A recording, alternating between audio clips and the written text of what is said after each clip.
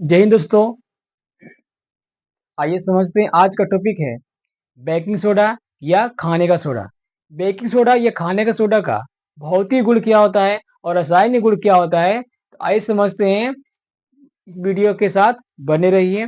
भौतिक क्या होता है और रासायनिक क्या होता है, देख लीजिए। देखिए, कह रहा है ना, भौतिक गुण क्या होता है। ये कह रहा है कि सोडियम कार्बोनेट सफेद क्रिस्टलीय ठोस का क्या होता है, क्रिस्टलीय ठोस होते हैं। क्रिस्टलीय ठोस होते हैं, क्या होते हैं, क्रिस्टलीय ठोस होते हैं। क्या होते हैं, क्रिस्टलीय ठोस होते हैं। यानी कहने का मतलब हमेशा भौतिक भौतिक गुण बेकिंग का क्या होता है, क्रिस्टल का एक क्या होता है, ठोस होता है। क्रिस्टल क्रिस्टल का ठोस बोले तो देखिए कैसे, क्रिस्टल कैसे बनाता है। क्रिस्टल क्रिस्टल कैसे बनाता है,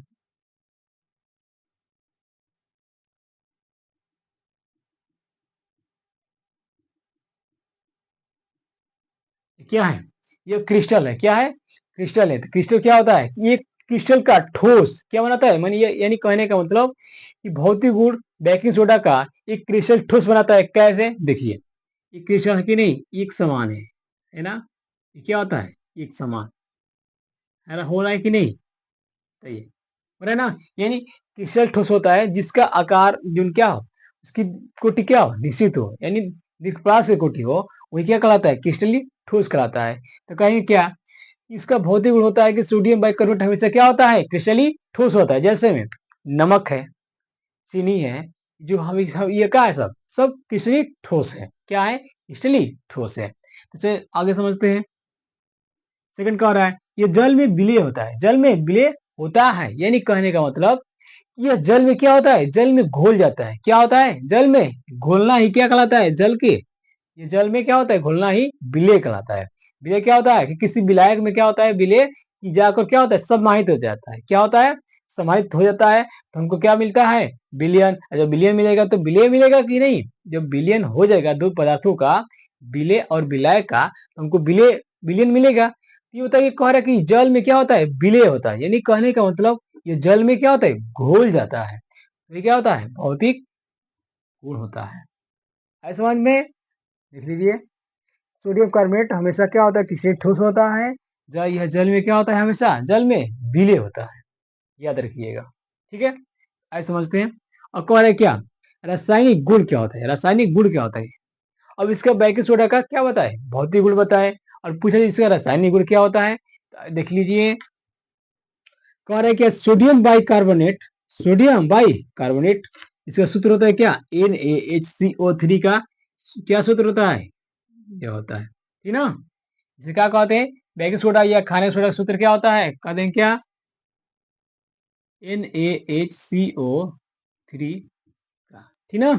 NaCO NaHCO3 क्या होता है, बेकिंग सोडा या कहोगे खाने का सोडा। तो समझते हैं, सोडियम बाइकार्बोनेट, इसका सूत्र होता है NaHCO3 का जल से अपघटन होने पर क्षारीय विलयन का निर्माण करता है।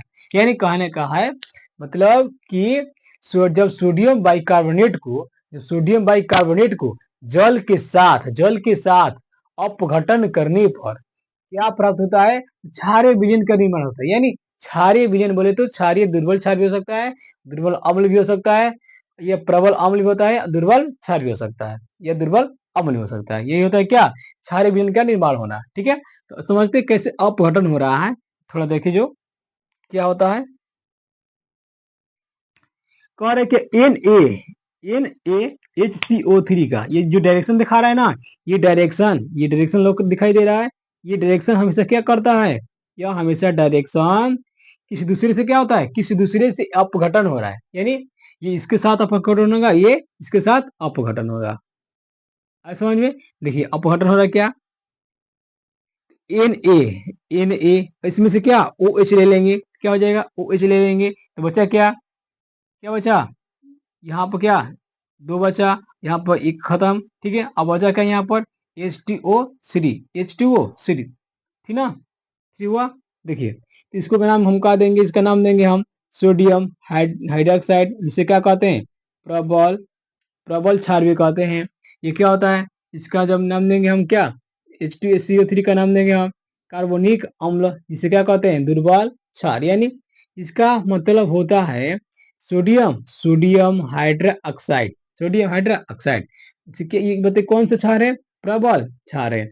और H2CO3 को हम लोग कहते हैं, H2CO3 को कहते हैं कार्बोनिक अम्ल, लेकिन इसको कहेंगे क्या, दुर्बल अम्ल भी कहेंगे। आया समझ में?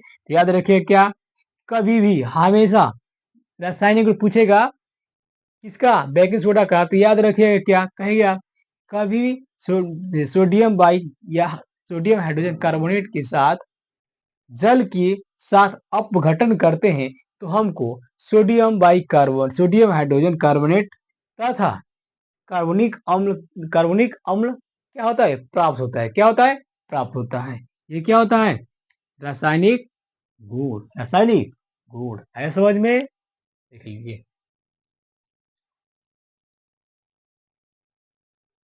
है समझ में? देख लीजिए, ये होता है क्या, रासायनिक गुण।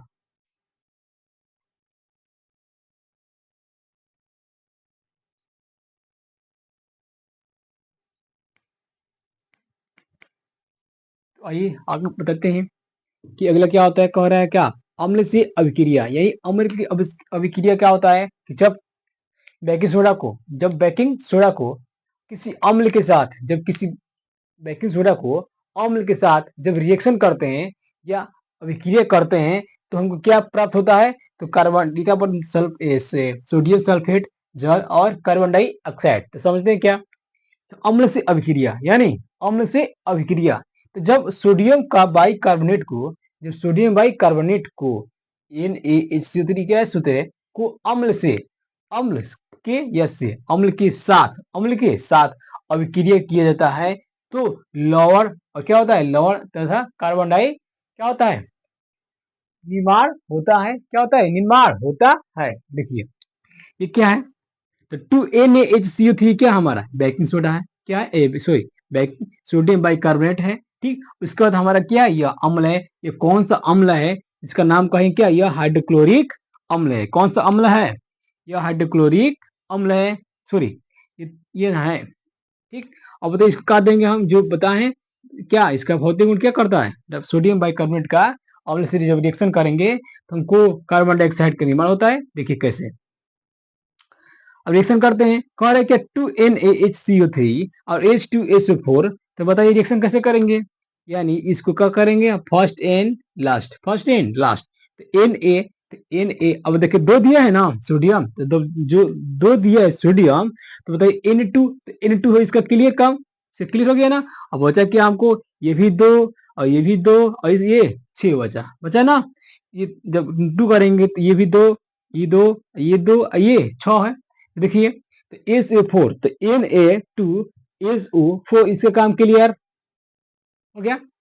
अब बचा क्या हमको, हमारे पास का बचा H2CO3 और यहाँ का बचा H2। तो ये बताइए, दो एगो H, यहाँ पर एक H, तो दो H बचा, इसको क्या लिख सकते हैं, 2H। अब बताइए दो है तो दो लिखते 2H2O, क्यों, क्योंकि ये भी दो है, जब इसमें जब गुणा करेंगे तो ये भी दो और ये भी दो, तो दो दो दो दो चार हुआ, तो दो दूना का क्या कर देंगे, चार हो जाएगा, चार हो गया।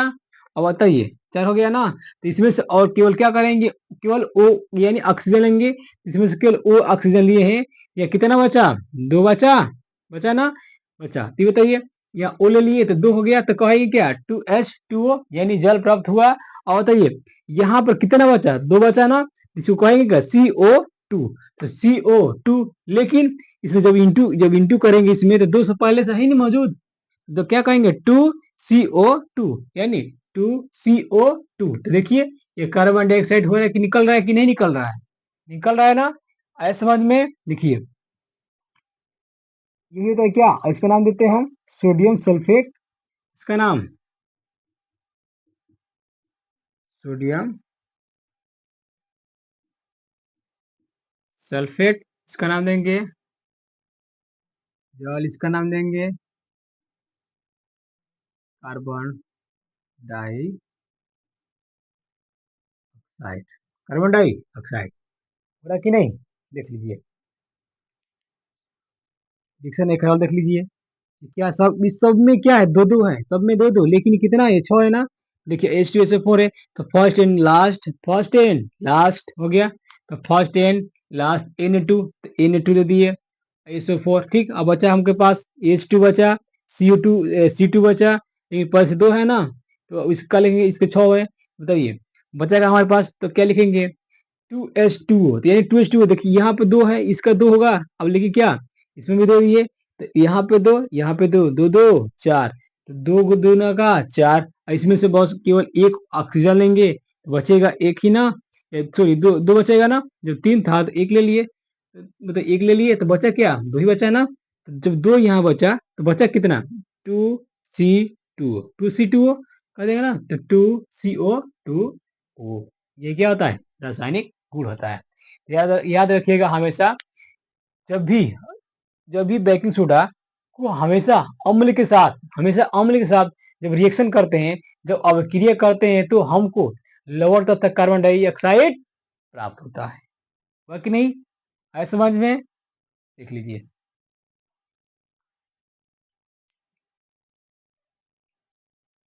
चलिए आज का टॉपिक ये समाप्त करते हैं, अगले वीडियो के साथ, नई वीडियो में बने रहिए। जय हिंद, जय भारत।